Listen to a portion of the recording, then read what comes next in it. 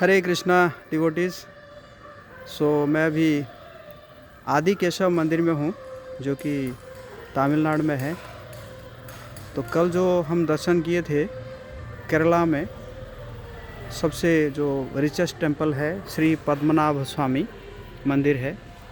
और वो श्री पद्मनाभ स्वामी का ये जो मंदिर है ये मतलब स्मॉल श्री पद्मनाभ स्वामी कह सकते हैं। एंड जस्ट अपोजिट जैसे वहाँ पे जो सूर्योदय होता है तो सूर्योदय होता है तो वहाँ पे लाइट पड़ता है। और यहाँ जो है सूर्यास्त सूर्यास्त में जो है सूर्यास्त की तरफ भगवान जी का वो है। तो ये कल भी मैं थोड़ा सा कुछ कहने के लिए भूल गया था। तो ये जो पद्मनाभ स्वामी ये कैसे प्रकट हुए, जैसे हम नॉर्थ इंडिया में हमारे एक है बिल्लोमंगल ठाकुर एक आचार्य हुए हैं वैष्णव आचार्य, तो उसी प्रकार यहाँ पे भी एक कास्ट है जो कि बिल्लोमंगल कास्ट है। तो उसी में एक भक्त थे Bilvamangal and he was a devotee of Krishna. बहुत सुंदर वो भगवान जी का भक्ति करते थे। और उनके पास एक बच्चा जो है हमेशा आता रहता था, उनके साथ खेलता था, उनको परेशान करता था। ऐसे ही एक बच्चा हमेशा आता रहता था। तो एक दिन वो बच्चा इतना परेशान किया कि बिल्लोमंगल जो उसको है ना डांट के भगा दिए कि तुम चले जाओ, है ना। तो जब भगा दिए तो वो बच्चा तो चला गया, लेकिन बाद में वो मिस करने लगे वो बच्चा को और सोचने लगे कि मैं क्यों डांट दिया, वो चला गया। और रात को सपने में देखे कि वो बच्चा और कोई नहीं थे, वो स्वयं भगवान कृष्ण ही थे। तो वो बहुत मिस करने लगे कि कैसे मैं आपका दर्शन पाऊँ, कैसे मैं आपका दर्शन पाऊँ। तो भगवान ने उनको कहा कि आपको जो है अनंत काड़ मीन्स यहाँ पे जो केरला में मलयालम में होता है जंगल, तो अनंत जो है वो जो जंगल है वो जंगल में आना है आपको। तो बहुत उन्होंने आई थिंक नॉर्थ केरला से चल के साउथ केरला तक गए और वहाँ पे जाके उन्होंने वो जंगल के अंदर जब गए तो भगवान वहाँ पे उनको दर्शन दिए। लेकिन किस रूप में दर्शन दिए? जो शयन मुद्रा में, जो गर्भदक्ष सागर में जैसे भगवान सोए रहते हैं उसी प्रकार उनको दर्शन दिए। लेकिन जो भगवान जी का जो विग्रह था वो था 18 माइल का। Can you imagine? तो वो रोज़ पूजा करते थे। 18 माइल जो है उनको पूरा दिन लग जाता था, मतलब उनके चरणों से लेकर मुख तक पहुंचने में पूरा दिन लग जाता था उनको सेवा करने में। तो फिर उन्होंने कहा कि भगवान ये तो मेरे से पॉसिबल नहीं हो रहा है, इतना बड़ा विग्रह आपका है। तो भगवान जो है वो 18 माइल से बोले कि तो फिर आपको कितना चाहिए आप बताइए।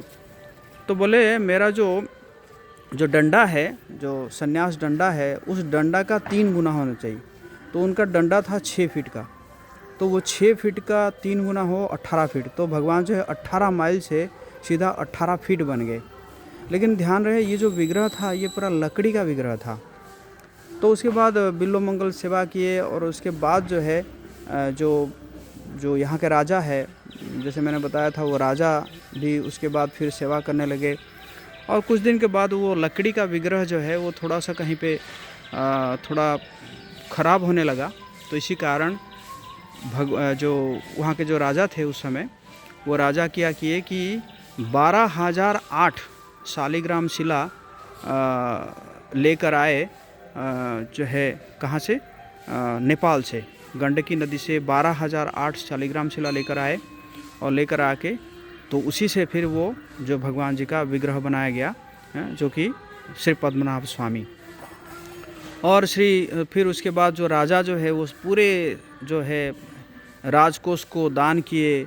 और फिर जो उसके बाद जो उनके जो पीढ़ी आया, राजा के जो पीढ़ी आया, तो आपको ध्यान रहेगा कि ये जो मंदिर है ये मंदिर टोटली प्राइवेट मंदिर है। इसको ये गवर्नमेंट का मंदिर नहीं है, ये राजा का ही मंदिर है। और राजा के जितने भी पीढ़ी आते हैं वो अपने आप को भगवान के जो है सर्वेंट नहीं कहते हैं, वो कहते हैं कि we are slaves of Shri Padmanabha Swamy. मतलब सर्वेंट का तो कुछ हो सकता है कि कुछ कभी इच्छा हो या ना हो, बट स्लेव का और कुछ उपाय नहीं होता। मतलब जैसे कृतदास होते हैं ना, तो इसी प्रकार वो लोग भगवान जी को मानते हैं।